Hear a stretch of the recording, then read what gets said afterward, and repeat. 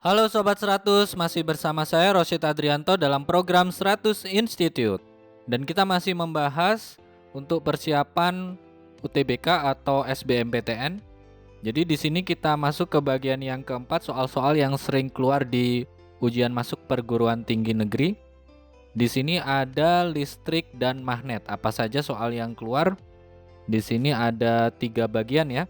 Yang pertama, soal yang sering keluar itu berupa listrik statis. Untuk listrik statis, variasi soalnya yang pertama berkaitan dengan hukum Coulomb. Ingat ilustrasinya di sini, jika ada dua partikel yang bermuatan, misalkan yang satu Q1, yang dua Q2, dipisahkan dengan jarak R, maka timbul gaya tarik-menarik atau tolak-menolak, kita sebut dengan gaya Coulomb atau gaya listrik statis. Rumusnya adalah F sama dengan K Q1 Q2 per R kuadrat. Ini untuk menghitung gaya ya. Nah, turunannya Sobat 100 pahami juga rumus untuk menghitung medan listrik. Jadi kalau ada satu muatan saja, muatan ini akan menimbulkan medan listrik. Besar medan listriknya itu adalah E sama dengan KQ per R kuadrat. Kemudian timbul potensial listrik. Potensial listrik yang bisa kita gunakan rumusnya adalah V sama dengan KQ per R. Nah, rumus-rumus ini Sobat 100 pahami ya. Untuk yang pertama tentang hukum Coulomb. Nah, selain hukum Coulomb yang di listrik statis itu juga ada hukum Gauss. Gauss mengatakan bahwa misalkan di sini ada luasan ditembus oleh medan listrik sebesar E, luasannya A. Ingat ini antara medan listrik dan luas penampang ini harus sejajar ya. Gauss mengatakan bahwa jumlah garis-garis medan listrik yang menembus secara tegak lurus bidang seluas A itu bisa kita rumuskan flux itu sama dengan E dot A. Jadi jumlah garis-garis medan listrik ini kita simbolkan di sini flux. Rumusnya seperti ini ya. Flux sama dengan E dot A. Nah, ini untuk hukum Gauss nanti pelajari bagaimana penerapannya di bola berongga ya. Nah, selain hukum Coulomb dan hukum Gauss, ini masih di listrik statis, penerapannya ada pada kapasitor keping sejajar. Jadi misalkan di sini ada keping sejajar, yang satu memiliki rapat muatan positif, yang satu memiliki rapat muatan negatif, dipisahkan dengan jarak sejauh D, maka kita bisa hitung muatan yang tersimpan Q itu sama dengan C kalikan V. Yang mana C di sini adalah kapasitas dari kapasitor keping sejajar. Oke Sobat 100, ini untuk bagian listrik statis ya, soal-soal yang sering muncul di UTBK atau SBMPTN. Sobat 100 persiapkan bagian-bagian ini ya. Oke, ini bagian yang pertama, kita lanjut di bagian yang kedua. Soal yang berkaitan dengan listrik dan magnet itu adalah listrik dinamis. Jadi kalau yang pertama listrik statis, yang kedua listrik dinamis. Di listrik dinamis yang muncul pertama itu pasti hukum Ohm. Jadi hukum Ohm ini diturunkan dari percobaan pada suatu material listrik, nanti didapatkan grafik seperti ini. V berbanding lurus terhadap I. Nanti diperoleh rumus dari hukum Ohm itu adalah R sama dengan V per I. Nah, penerapan dari rumus ini Sobat 100 pahami ya. Nanti aplikasinya di susunan seri paralel dari resistor atau hambatan. Oke, selain hukum Ohm di listrik dinamis itu juga ada hukum Kirchhoff. Hukum Kirchhoff ini di sini kalau ada rangkaian tertutup.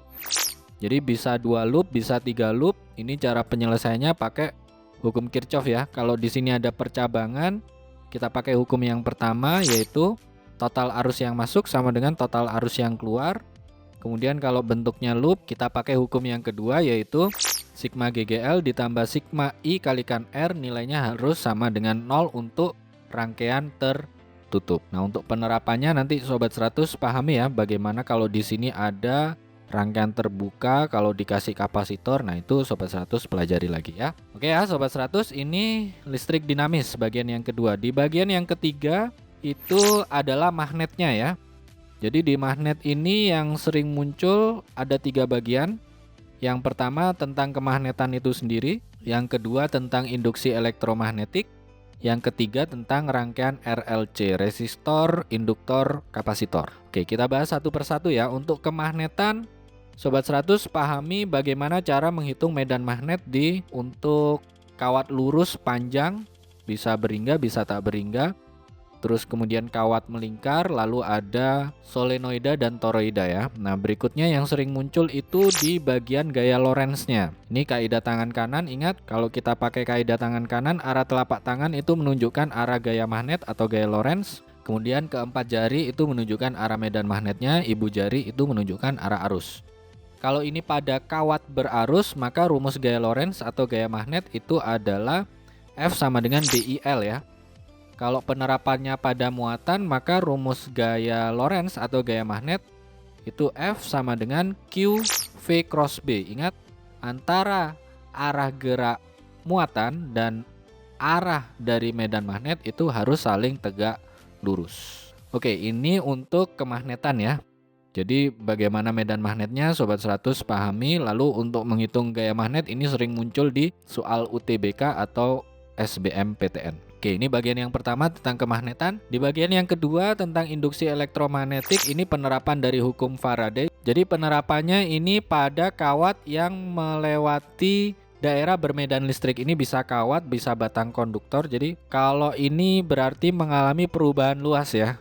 Ketika mengalami perubahan luas ini timbul GGL induksi. Nah, GGL induksinya ini bisa dihitung pakai rumus BLV. Ini penerapannya dari hukum Faraday ya. Ketika ini mengalami perubahan luas timbul perubahan flux. Nah, dari perubahan flux itu mengakibatkan timbulnya GGL induksi. Oke, ini soal yang sering muncul di bagian induksi elektromagnetiknya. Nah, untuk rangkaian RLC ini yang pernah muncul adalah rangkaian kapasitif. Jadi ini resistor dihubungkan dengan kapasitor. Nanti Sobat 100 bisa hitung reaktansi kapasitifnya XC sama dengan 1/omega kali C. Lalu dari sini kan resistornya sudah diketahui ya. Nanti Sobat 100 bisa hitung impedansinya pakai rumus Z kuadrat sama dengan R kuadrat plus XC dikuadratkan. Kalau di sini ada induktor jadi rangkaian lengkap ya RLC. Nanti di bagian yang kanan ini cara hitungnya adalah XL kurangi XC dulu baru dikuadratkan. Nah, kalau impedansinya sudah ketemu gunakan hukum Ohm nanti bisa menghitung arus pada rangkaian. Oke Sobat 100, ini bagian magnet ya. Ada kemagnetan, induksi elektromagnetik dan rangkaian RLC. Kalau kita ulangi lagi untuk bagian listrik dan magnet yang sering muncul 3 bagian ini ya. Listrik statis, listrik dinamis dan magnet. Untuk lebih jelasnya nanti Sobat 100 pelajari satu persatu ya. Soal-soal untuk listrik statis bagaimana, soal-soal untuk listrik dinamis bagaimana, soal-soal untuk magnet itu bagaimana. Oke ya, untuk di web 100 Sobat 100 bisa klik di bagian bawah video bagian ini ada masing-masing subbabnya ini. Untuk di YouTube Sobat 100 lihat di bagian akhir video YouTube ya. Itu di bagian akhir ada link untuk menonton video yang berikutnya. Lalu untuk pertanyaan atau soal-soal berkaitan dengan mata pelajaran matematika, fisika, kimia, Mandarin atau English, Sobat 100 bisa tanyakan soalnya di aplikasi tanya jawab soal. Oke Sobat 100, selamat belajar ya.